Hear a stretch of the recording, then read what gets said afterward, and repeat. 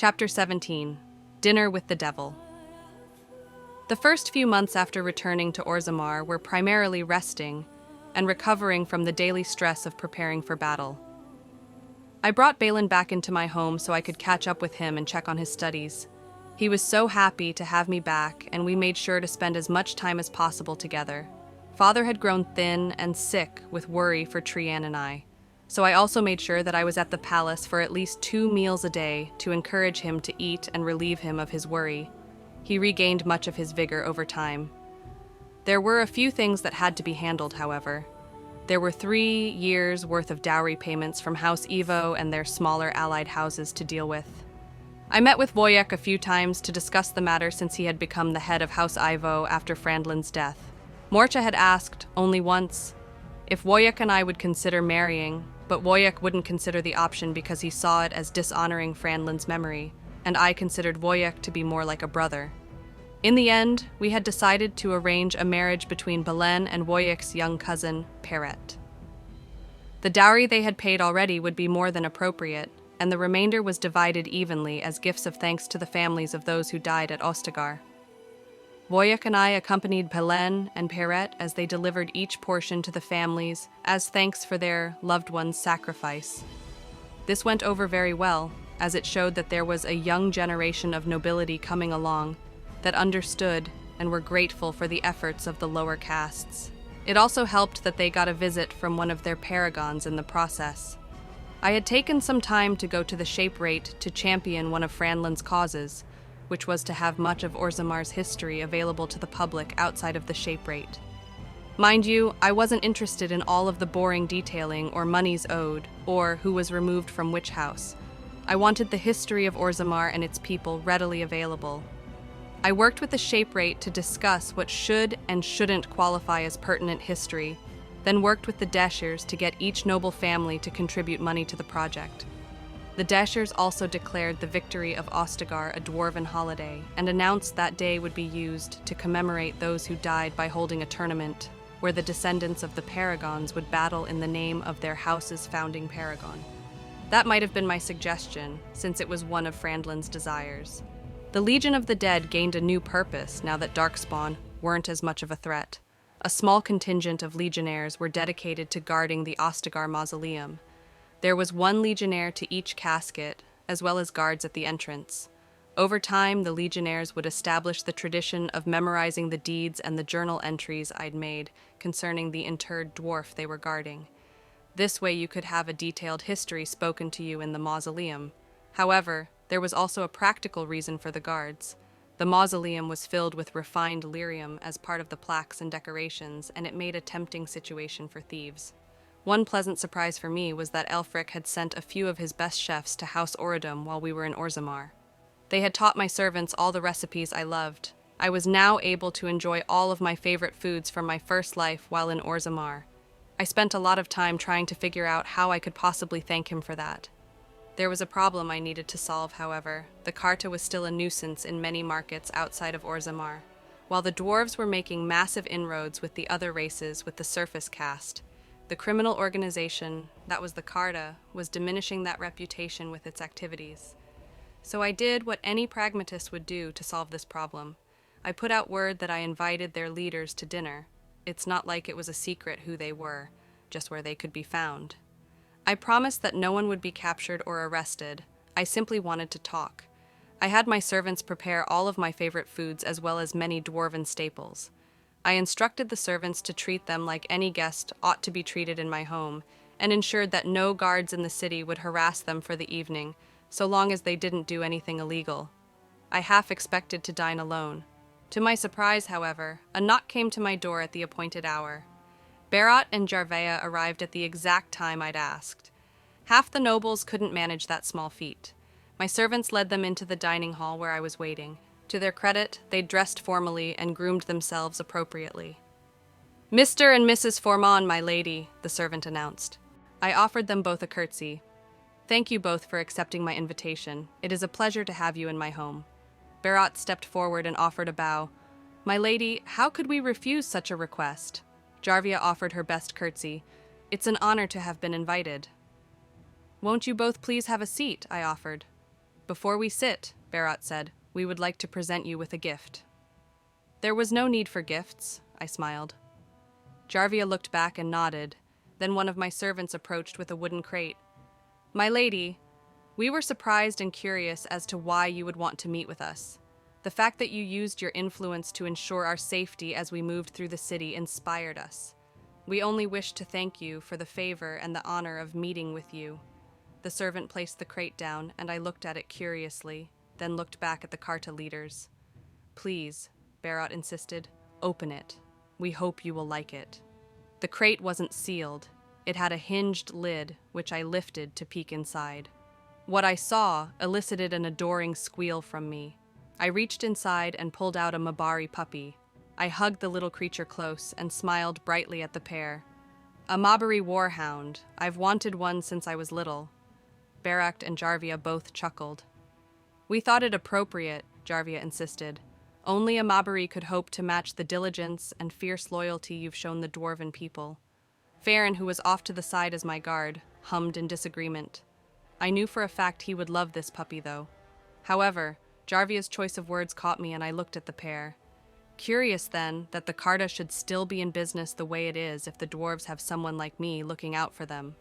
Berat just grinned and nodded, waggling a finger at me. I knew you had business with us somehow. It's what I've always admired about you, Princess. I grinned right back and took a seat, keeping the puppy snuggled in my arms. Well then, let's make ourselves comfortable, because we do, indeed, have business together. But before that, please enjoy some of the dinner my servants prepared for you. Some of these have become my favorite foods since my time in Ostagar.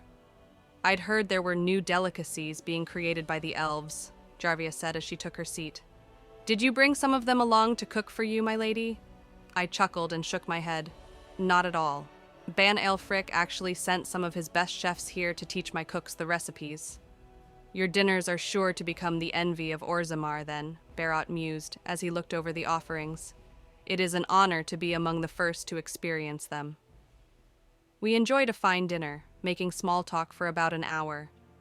Berat and Jarvia marveled over the different foods and flavors that were on offer. They seemed to love it, almost as much as I did. Before long, I set the puppy down on a cushion I'd had a servant bring in for it. It curled up and began to sleep. Satisfied that the puppy wouldn't be moving anytime soon, I motioned for Farron to join us at the table. Now, I'm sure you're familiar with Ser Farron, my personal bodyguard, I began politely. We are, Berat bowed his head to Farron. His prowess is spoken of in high regard. Trained by Ser Ogren Branca and considered to be among the elite warriors in all of Orzammar and the Thiegs. You didn't invite us here so you could have him kill us, did you? Jarvia smirked. I think you know if I wanted you both dead, I could just whip the entire city into a frenzy till they found you, I laughed as I shook my head. No. Farron has given me an idea, and I've taken some time to consider it. I think you should as well. The two Carta members shared a look with each other, then back to me. We're listening, Jarvia encouraged me to continue. I want the Carta to go legitimate, I said, and noticed the sharply cut-off laughter from my guests. I could understand the need for the Carta in a world without the surface caste, in a world without the possibility of upward momentum. But we don't live in that world anymore. Thanks to you, Princess, Berat bowed his head. However, upward momentum isn't the only thing the Carta strives for. It was never the reason it existed in the first place, I retorted, in a tone that told them I wasn't stupid enough to ever think that. We're not here to blow smoke. We're here to discuss terms. I know the Carta takes its business very seriously, and so do I. By all means, Berat grinned. He seemed to appreciate me more when I showed my business side. We'll at least hear your terms even if we won't agree to them. Farron huffed. I would agree no matter the terms. Paragon Oradum could kill you from her seat without standing, but she'd likely just have the guards in the city do it for her. Kill us, and someone will just take our place, Jarvia countered. Now, I interrupted chipperly. I would hate to think you would believe that I would invite you here for something like this, without an offer that would make it worth it. Berat gave Jarvia a look that told her to hold her tongue, then smiled back at me. Princess, if I believed anyone could have come up with an idea to convince us to make the Carta go legitimate, it would be you. Now please, let's hear what you have to say. I sat up straight and snapped my fingers. A servant came in quickly and cleared my plates, while Kala entered with several thick tomes and placed them before me. I thanked them both as they took their leave. I opened up one of the tomes and began flipping through it, mostly for show. I'm sure you understand that I have a reputation for bookkeeping. It's primarily how I was able to accomplish my goal of creating the surface cast. I went through all the memories in the shape rate and found everyone's debts. And do you know what else I found? Enlighten us, Barot responded, an expression of intrigue written on his features. I found discrepancies, I replied chipperly, offering up my most positive and innocent expression. I never pointed them out in my reports, though. It wouldn't do to antagonize the people I needed votes from, after all. But they were there. I tapped the page I was on for emphasis. Discrepancies that, pointed to Carta activities? Jarvia asked, almost amused. Oh, not directly. I set the book aside and opened another one, turning to a marked page.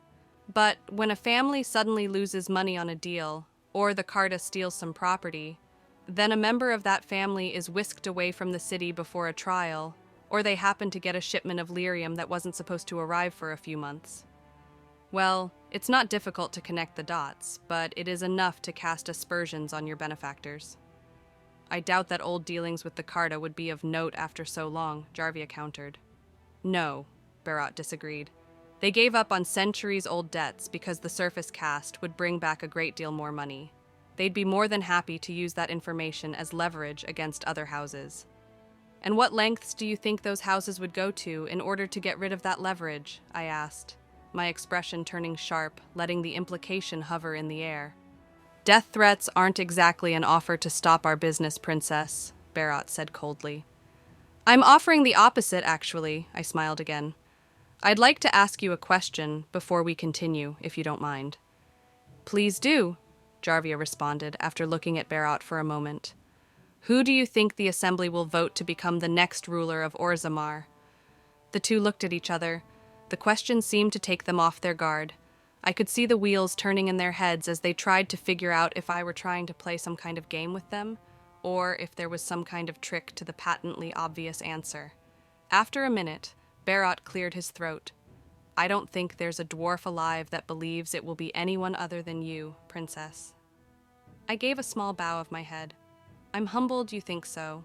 I tend to agree with you, and if I'm being honest, I'm a bit nervous. While I doubt there's anyone in Orzammar willing to plot against me, I've had experiences outside of Orzammar that show that there are others who will. When the news about what the Chantry attempted reached Orzammar, your father nearly gathered every able body and marched to Ostagar, Jarvia grinned. Would have been interesting. I tend to agree, I chuckled. I'm glad he didn't, though. I had everything handled. Oh, we heard, Jarvia smirked. I'm sure you did. I quickly moved to my next point. But I also had to hear from folks like Arl Eamon and King Marich, who mentioned that the surface cast was an excellent addition to their markets, but the Carta's presence that inevitably followed it was not.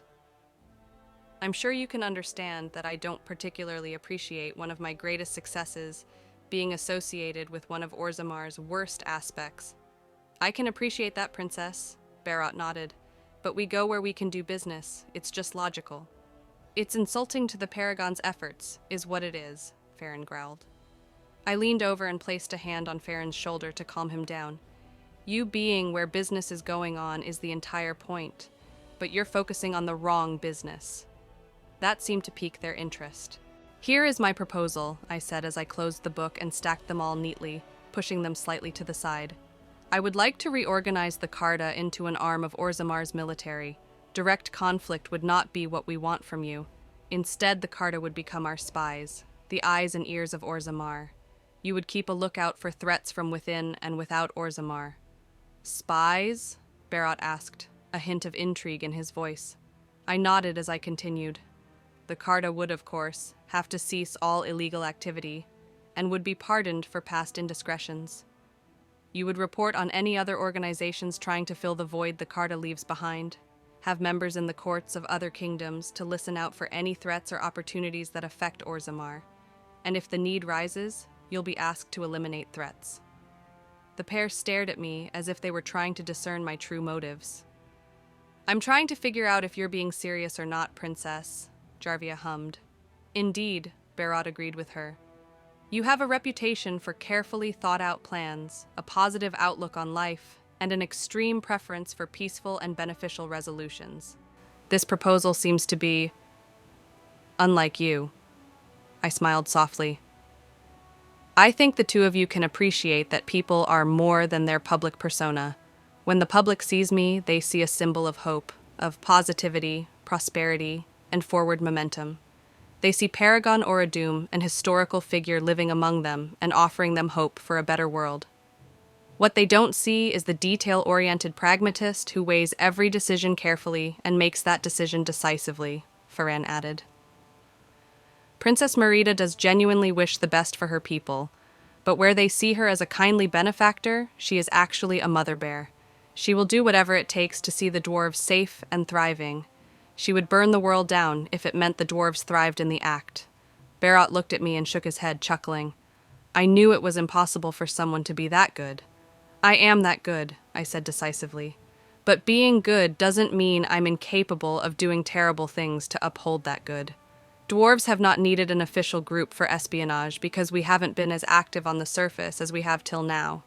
It also means we will be experiencing new, more subtle threats to our way of life and commerce. We don't have time to train warriors in the art of spycraft.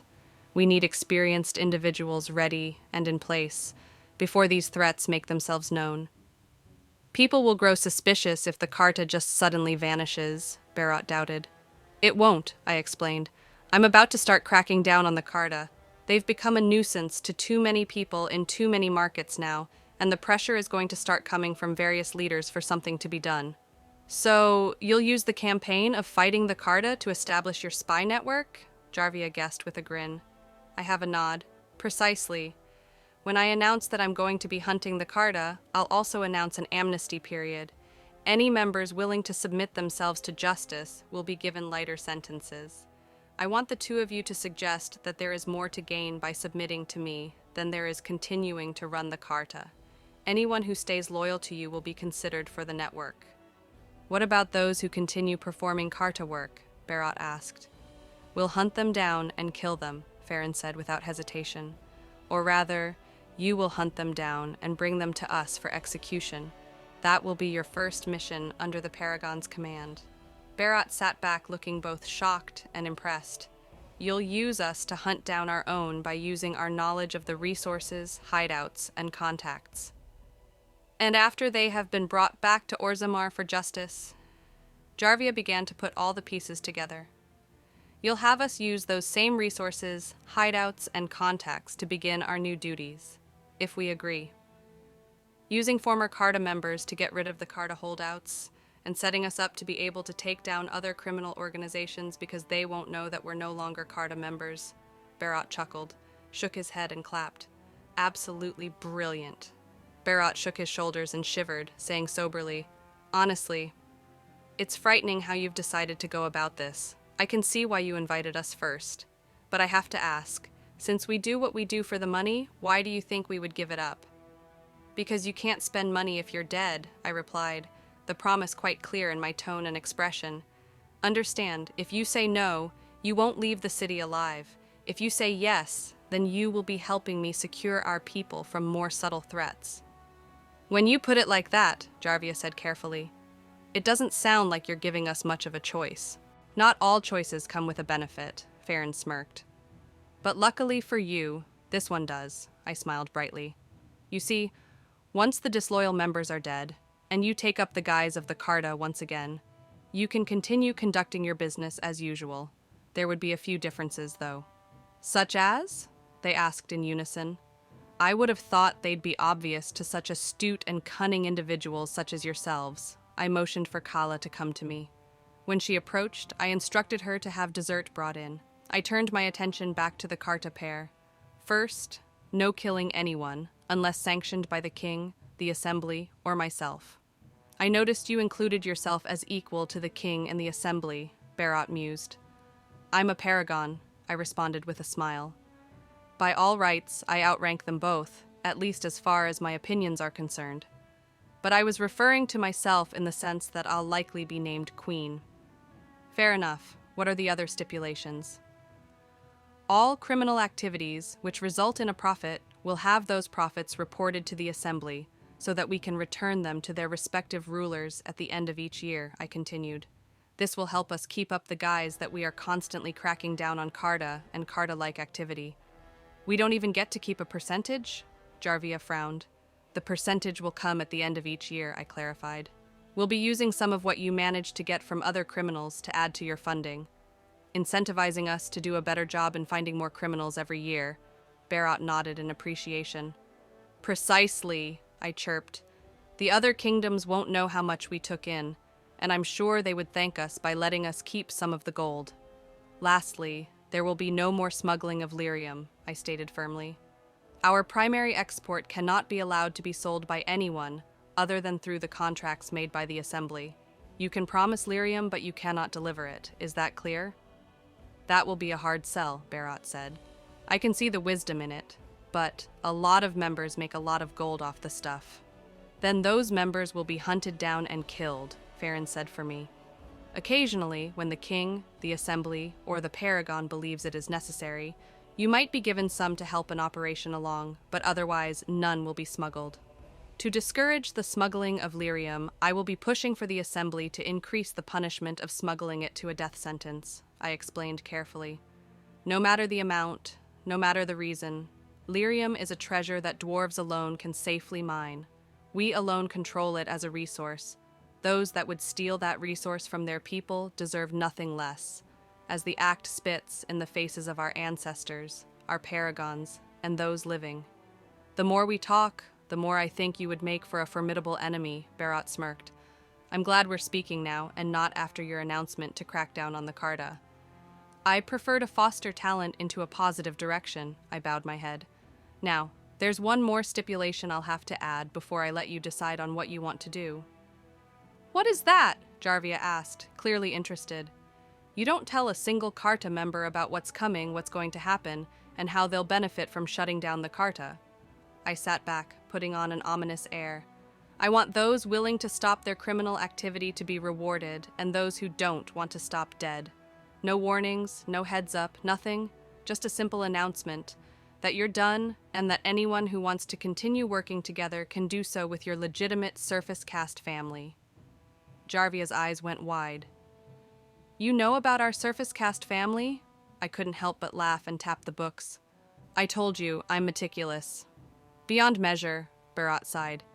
If you know about our caste family, then that means you likely have enough evidence to have us all taken in.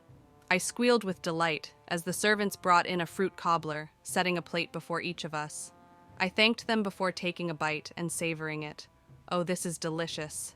Please, try some. You'll love it. There was no reason to affirm Berat's assumptions. I simply let him understand what it would mean for those in his family if he refused my offer. I was a mother bear after all, and his family and business threatened those in my care if left to their own devices.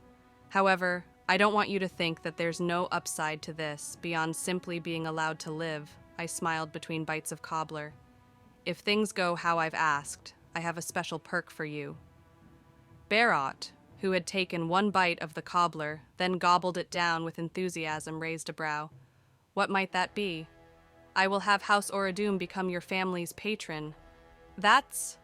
Berat gasped as he looked to Jarvia. My lady, that's far too magnanimous and not worth us simply quitting the Carta, Jarvia said in surprise. Then you'll both agree that my lady is being more than generous, Farron said, as he ignored the fact that I was stealing his plate of cobbler since he hadn't touched it yet. I recommend that you agree to her proposal. As generous as she's trying to be, she'll be equally as ruthless if you refuse. Farron, I scolded him as I began to eat his share of the cobbler. You don't need to threaten them. I'm trying to encourage good decision-making, not discourage poor decisions. Apologies, my lady. Farron bowed his head. I would insist you have my dessert to make amends, but you already seem to be enjoying it. I smiled at him and hummed happily as I took another big bite. I looked at Berat and Jarvia. So, now that all of our cards are on the table, I have to ask, what is your decision? In the end, Berat and Jarvia agreed to my terms. We talked details for the next hour or so before they left. My command to allow them to leave the city freely was still in effect, so they weren't harassed. You didn't offer them the weapon, Farron observed as we went to the study to read our books. I don't want to introduce firearms to Thedas if I can help it, I responded. The Kunari have cannons, though, he retorted as he took a seat. At the end of every evening, we sat and read books together as a way to unwind. Using Gatlock and only on their ships as far as I recall, I shook my head. But aren't others slowly developing ways to make bombs? He asked as he thumbed through his book. The key word is slowly, I emphasized. Eventually, someone will think to condense it and turn it into a more portable weapon. But I would rather that not be because of me. I have considered it, though. You've done more than consider it, my lady, Farron reminded me pointedly. How many designs did it take Dagna to perfect the model you settled on? We went through several do's and designs, but in the end, we settled on a few different designs. And you're sure you don't want to give them to the dwarves? We'd be a power to be feared, Farron suggested. I shook my head. Not unless it's absolutely necessary. Advancing too quickly would have some extremely negative consequences. Now, no more talk about them. Let's just enjoy the rest of the evening. As you wish, my lady, Farron yielded.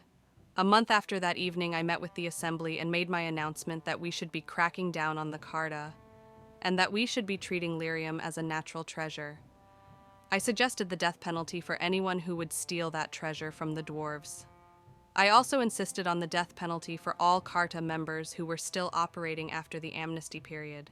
Anyone who would jeopardize the surface caste and relations with our allies by continuing in such activities put their livelihood over that of the dwarves, and thus did not deserve a livelihood. Both topics were controversial. No one wanted the Carta around, officially, but some noble families worked very closely with them. The Deschers of those families were the primary holdouts. In the end, both motions passed the assembly vote. The world would change with the dwarves treating lyrium as a cultural treasure, but I was determined to see that change work for the better in the long run.